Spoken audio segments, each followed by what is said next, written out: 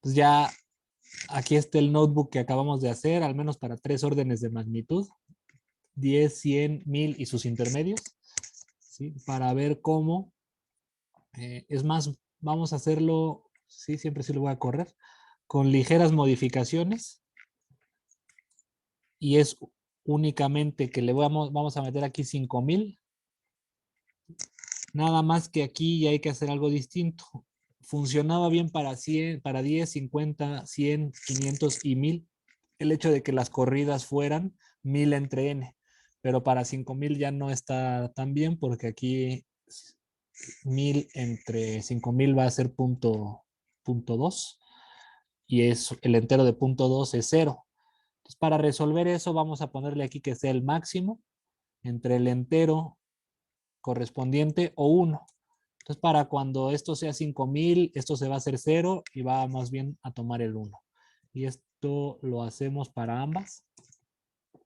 Y lo vamos a dejar corriendo en lo que yo me aviento lo otro.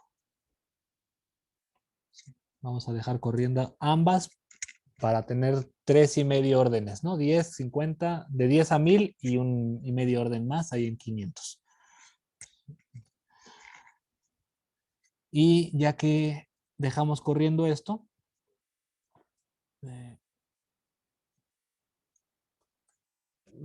vemos, intentamos hacer el desarrollo analítico de las propiedades o las características de esta transición de fase y por qué se da ahí, ¿no? Entonces estamos hablando del problema de la máxima componente de una red Erdős-Rényi en función de P. Esto lo escribo rápido, ustedes disculpen que esté feo. Y la cosa es que ¿qué es lo que encontramos? Que en teoría para cuando n tiende a infinito, ¿sí? S, vamos a llamarle S de size, ¿no? S de n, G, correspondiente a la componente gigante o la máxima componente dividido entre n, tiene un comportamiento, eh, bueno, tiene un comportamiento que es 0. Sí, en general, bueno, es 0, sobre todo mientras n tiende a infinito es 0, hasta que de pronto tiene, y ya lo vimos, un comportamiento así, que se aproxima asintóticamente a 1. Y los valores son acá 0 y acá 1. Y esta transición, si lo que estamos graficando es K promedio, ¿sí? Esta transición se da para cuando K promedio vale 1. Y ya luego puede valer 2, 3, etcétera, ¿sí? Pero nos vamos a concentrar en este brinco que se da aquí para cuando K promedio es igual a 1, que parece ser el valor crítico para el cual el tamaño de la máxima componente pasa, o la fracción de nodos en la máxima componente pasa de ser 0 a un valor distinto de 0. Para esto, no me falta ningún término, para esto esto es lo que desarrollan Erdős y Rényi en alguno de sus artículos clásicos que les subimos al Moodle, ¿no? Pero les decíamos y siempre les hemos insistido que esos artículos, a pesar de que de ahí recogemos un modelo de red, el llamado modelo de red aleatoria, en realidad son artículos que usan teoría de grafos y que caen más bien en el terreno de la probabilidad, de teoría de la probabilidad, ¿sí? ¿Cómo lo vamos a ver aquí a continuación?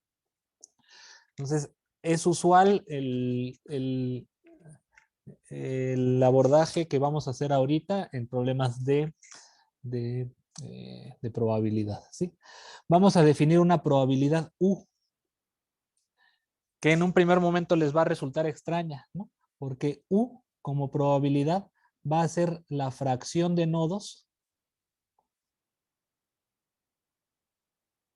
que no pertenecen a GM.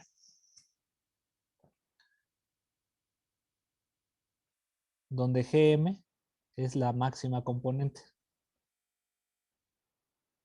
o la componente gigante. Máximo componente o componente gigante en términos de que tiene más nodos, ¿no? Eh, Como es una fracción, la fracción de nodos, esto es equivalente a decir que tomando un nodo al azar,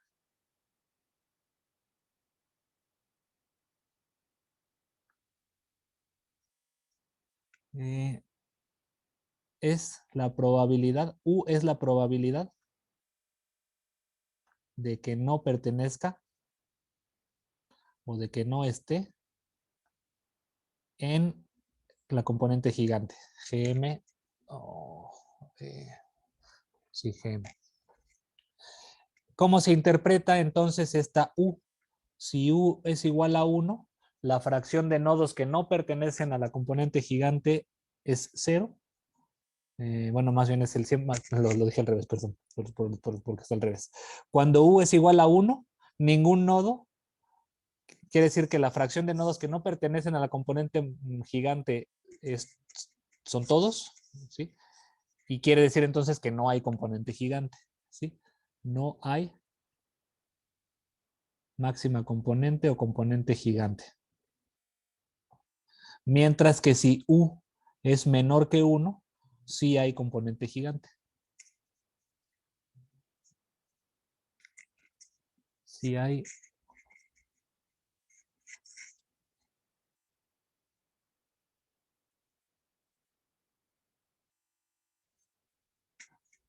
Sí hay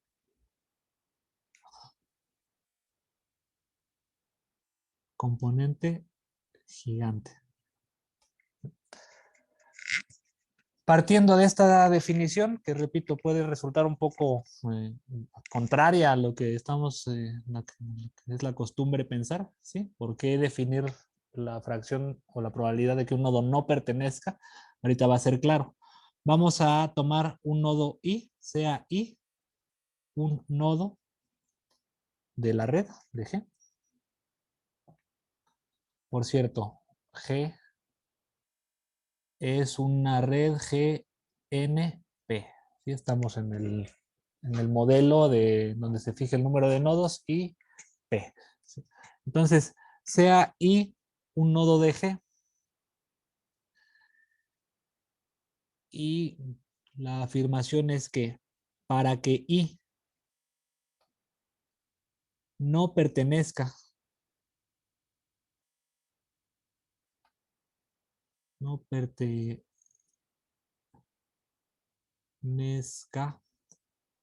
a G,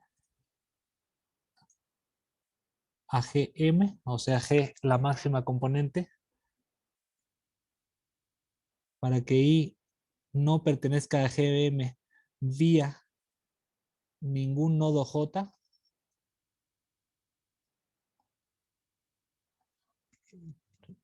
tienen que cumplirse una de dos condiciones. ¿Sí? Entonces, aquí tenemos la red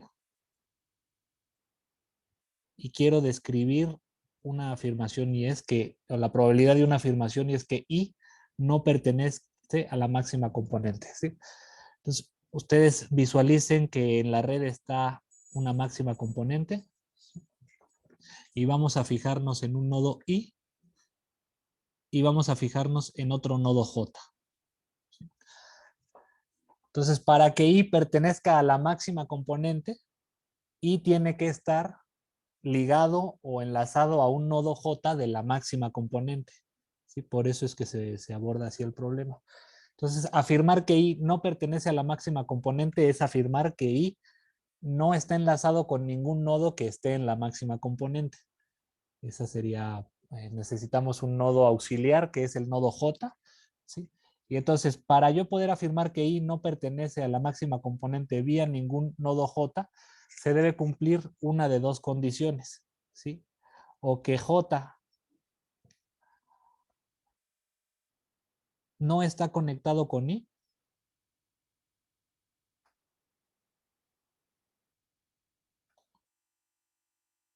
¿sí? O que J sí está conectado con I,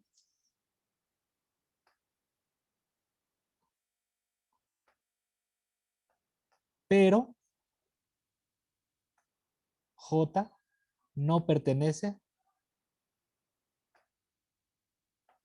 a la máxima componente que estamos llamando Gm, ¿sí? Entonces, déjenme repetir ese razonamiento en términos de este diagramita que pusimos aquí. Para que I no esté en la máxima componente, una de dos, ¿sí? Vía J, vía un nodo J, tiene que ocurrir una de dos. O que I y J no están conectados, y eso es independiente de si J está conectado a la máxima componente o no. Entonces es una posibilidad que I no esté conectado a J.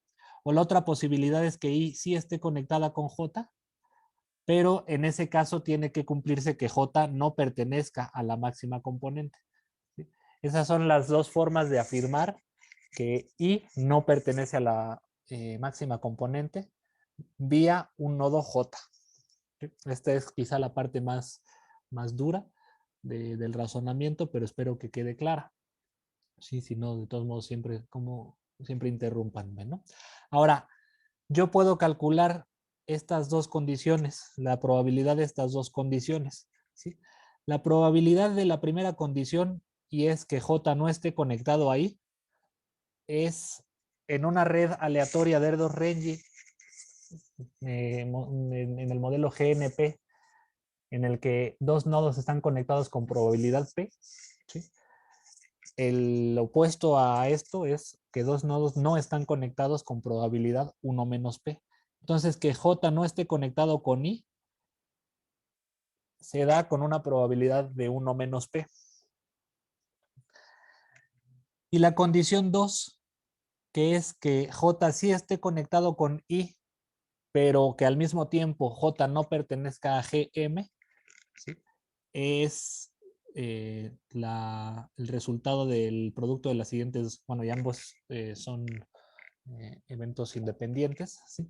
Entonces, por lo tanto, los tenemos que multiplicar. Entonces, que J esté conectado con I se da con una probabilidad P, ¿sí? Pero que al mismo tiempo J no pertenezca a la máxima componente, J como un nodo aleatorio, ¿sí? Se da con probabilidad U.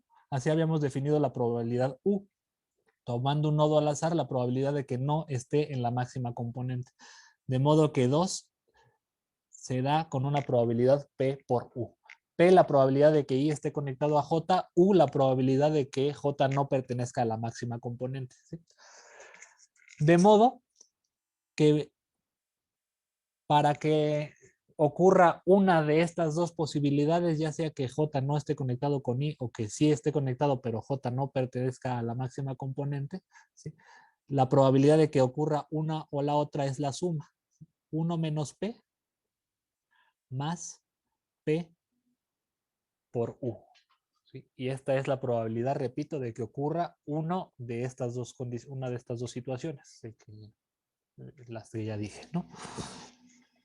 Esto nos estaría dando la probabilidad, y déjenme ponerlo en otro color, quizás naranja, la probabilidad de que I no pertenezca a la máxima componente, a la componente gigante, vía J. Ahora esto hay que hacerlo para todas las J, todos los nodos. Entonces, se va a cumplir la siguiente igualdad. Si yo multiplico 1 menos P más P por U, lo multiplico por sí mismo n menos 1 veces, que son todos los nodos J de la red, o sea, déjenme ponerlo de la siguiente forma, ¿no? Probabilidad de que I no pertenezca a Gm, ya no vía un J cualquiera, sino vía ningún J, ningún nodo J. Esto va a ser igual al producto sobre todas las J de esto que acabamos de calcular, que es 1 menos P más P por U. Entonces esto hay que multiplicarlo por todas las J, pero no es una expresión que dependa de J, por lo tanto esto es igual a 1 menos P por U elevado a la N menos 1. ¿Sí? Porque barriendo todas las J, que son todos los nodos que no son I, dado un nodo I, tenemos que, esto se tiene que multiplicar por todos los nodos de la red menos I, y más bien se tiene que multiplicar por sí mismo para cada uno de los nodos de la red que no sean I, y por lo tanto tenemos esta expresión. Pero acabamos de calcular de dos maneras, bueno, acabamos de calcular de una forma alternativa la probabilidad de que un nodo aleatorio no pertenezca a GM.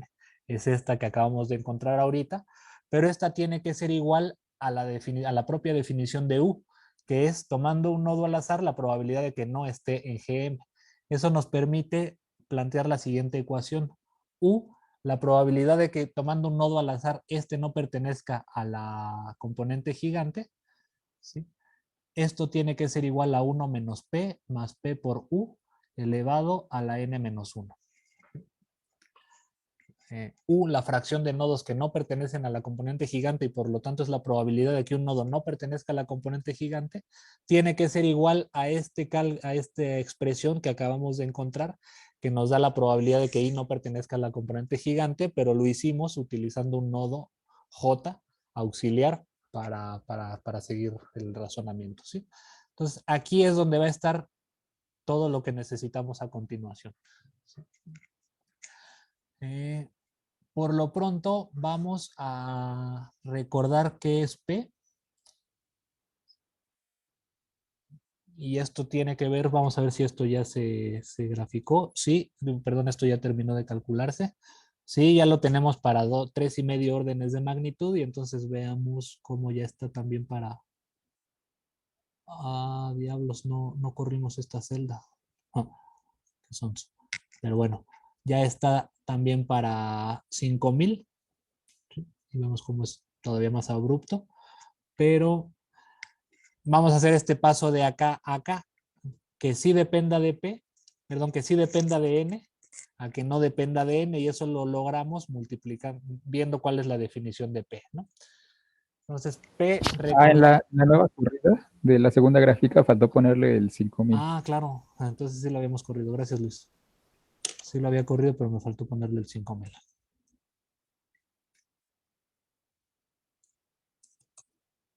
5,000. Va.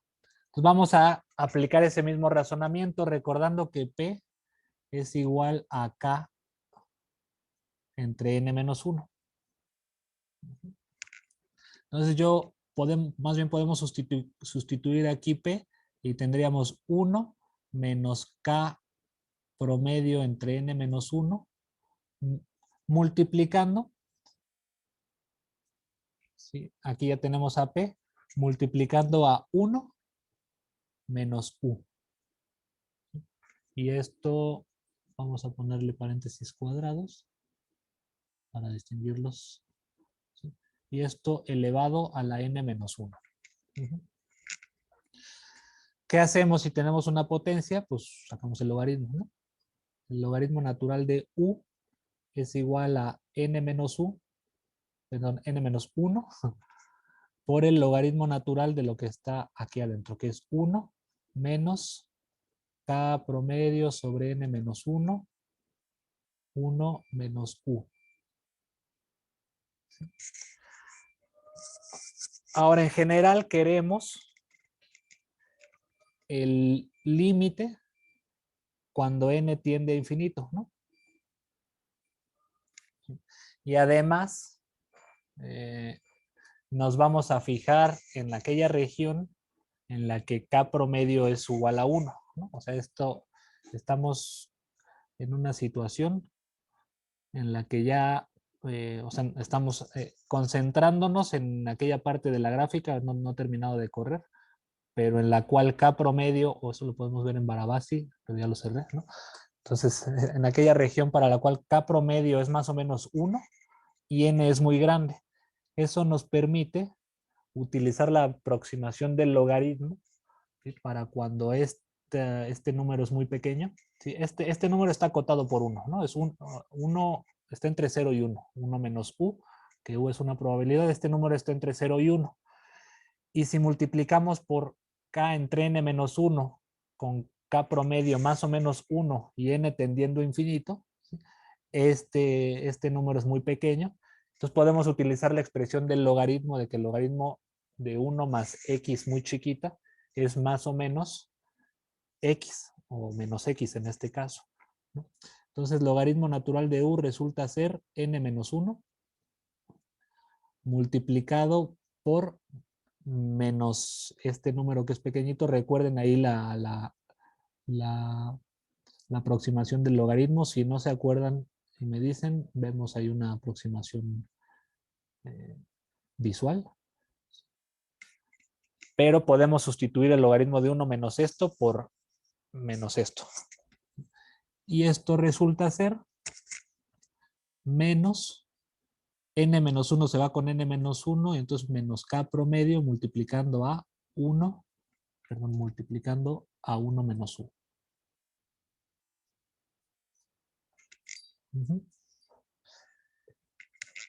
Esto es logaritmo natural de U.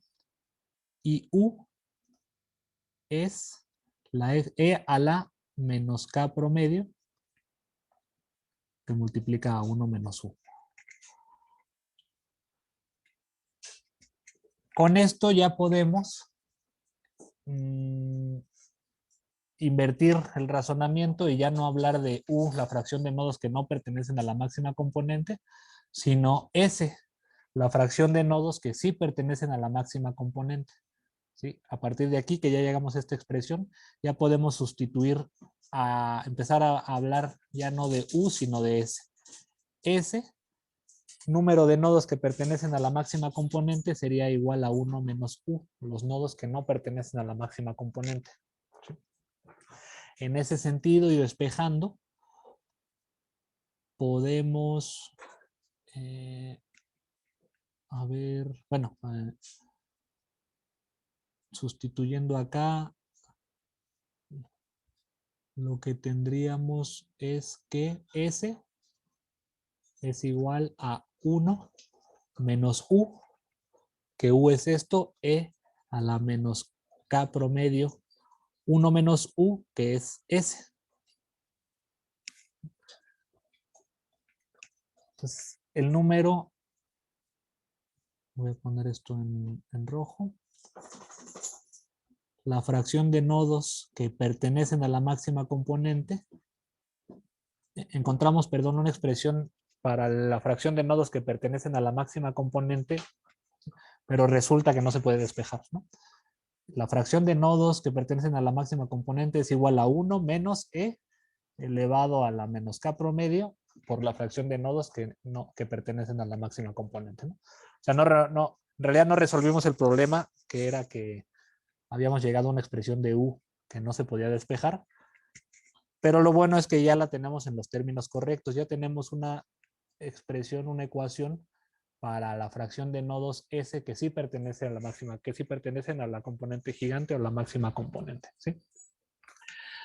Les digo que esto no se puede despejar, pero sí podemos analizarla gráficamente. Porque en un diagramita, voy a usar blanco, nada más porque sí. En un diagramita vamos a, como función de S, ¿sí? Vamos a ver cómo se comporta esta igualdad. ¿Sí? Es decir, vamos a llamarle a esta G de S y a esta F de S. Vamos a graficar tanto G de S como F de S y vamos a ver en cómo se comporta esta igualdad. ¿Sí? Entonces, ¿cómo es S? G de S, ¿cómo es? Que simplemente S es la identidad, ¿no?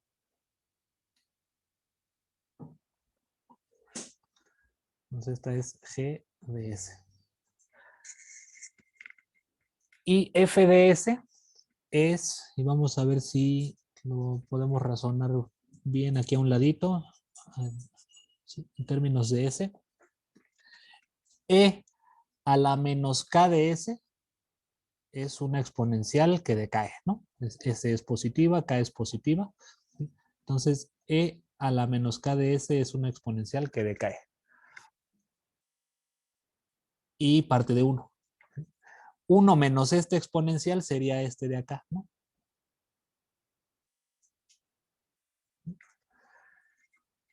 Y cómo, eh, eh, cómo, cómo se aproxima al 0 acá es lo importante. ¿Sí? Eso lo podemos hacer mediante la derivada de f respecto a s, ¿sí? Evaluada en 0. Porque la derivada de f, que es 1 menos e a la menos eso, ¿sí? Su derivada es 0 menos, por este menos se hace más, ¿sí? E a la menos k promedio s. Espera, me faltó la derivada del s, ¿no? Entonces es k promedio e a la menos k promedio s. Esto evaluado en s igual a 0. Y eso evaluado en s igual a 0, la exponencial se hace 1 y esto resulta ser igual a k promedio. ¿Sí? Entonces la derivada, la pendiente de la recta que aproxima a esta función cuando cruza 0, resulta ser una recta con pendiente k promedio. ¿Sí? Únicamente entonces déjenme poner esta otra función aquí, que tiene este comportamiento, ¿sí? Es la 1 menos la exponencial, que aquí le estamos llamando f de s. Ahora, ¿cuántas soluciones o cuál es la solución de esta igualdad, de esta ecuación? Visualmente, esta igualdad se cumple cuando estas dos curvas, repito, la identidad, o sea, g de s igual a s y 1 menos e a la menos k de s, se cruzan. ¿Sí? Necesitaríamos entonces identificar aquellos puntos para los cuales se cruzan. Un valor para el que siempre se cruzan es 0. ¿Sí? En 0 siempre se cruzan estas dos funciones, entonces 0 siempre es una solución de esta ecuación.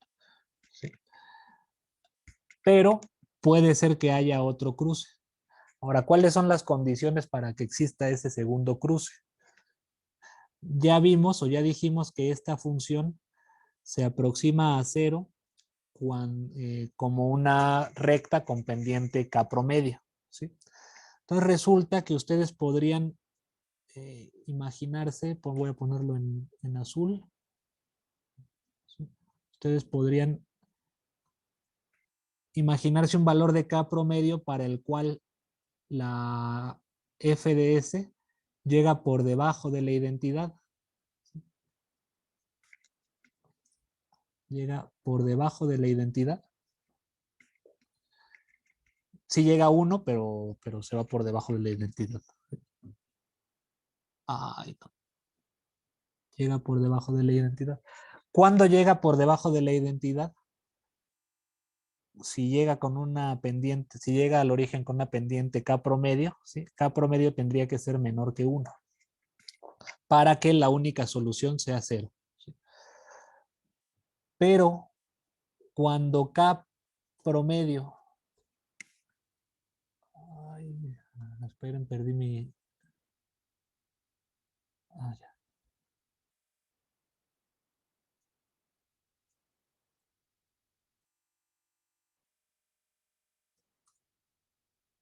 Ahí está. Pero cuando k promedio, o sea, cuando llega al origen con una pendiente mayor a la identidad, cuando se da cuando k promedio es mayor que 1, ¿sí? Cuando k promedio es mayor que 1,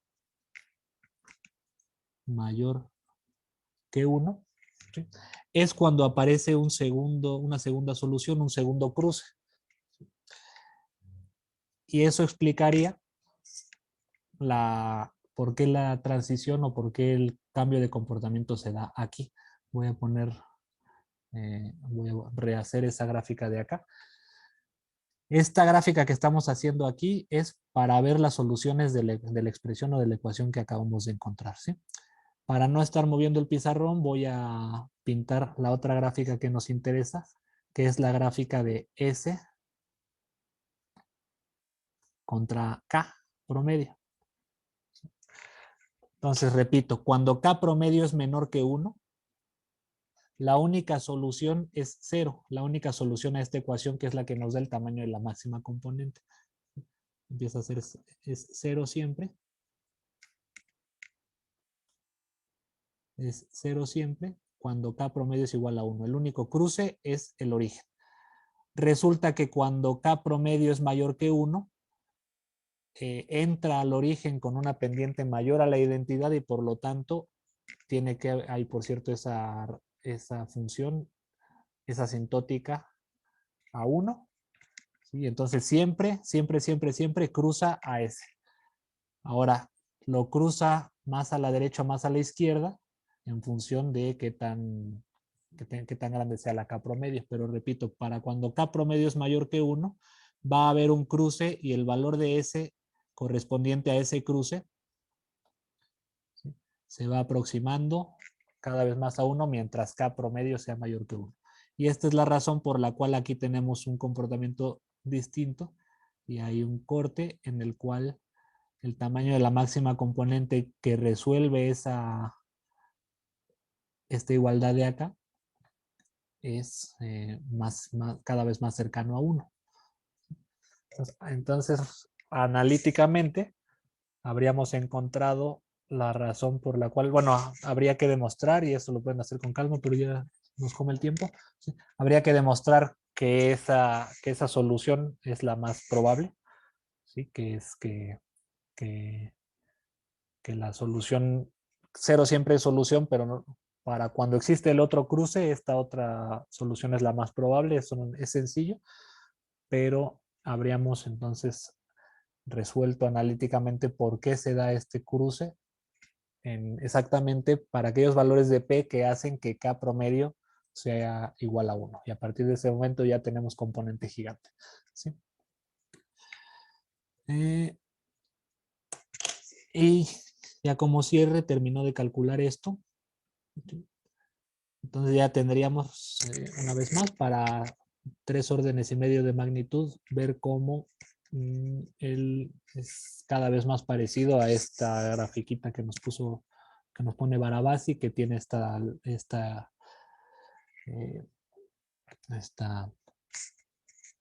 configuración, ¿sí? Que es 0 para valores menores de K promedio igual a 1 y después empieza a ser un valor finito, ¿sí? Bien. ¿Qué seguiría? Bueno, dejo de grabar.